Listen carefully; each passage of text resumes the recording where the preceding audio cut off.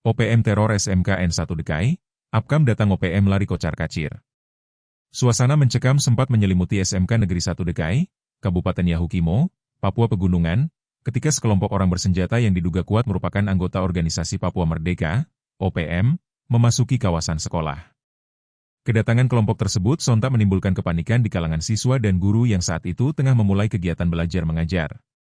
Menurut keterangan sejumlah saksi, beberapa orang bersenjata terlihat berusaha memasuki halaman sekolah sambil berteriak. Siswa yang berada di kelas langsung berhamburan keluar untuk menyelamatkan diri.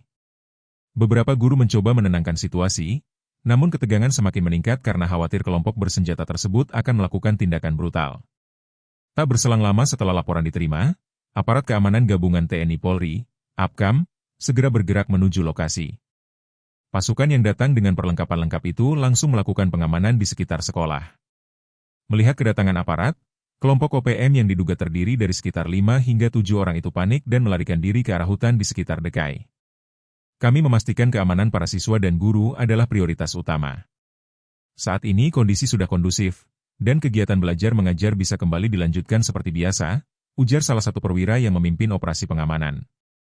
Pihak sekolah juga telah berkoordinasi dengan aparat setempat untuk meningkatkan penjagaan di sekitar lingkungan pendidikan.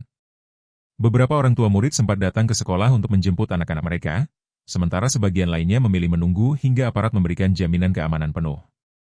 Download Tribun X sekarang, menghadirkan lokal menjadi Indonesia.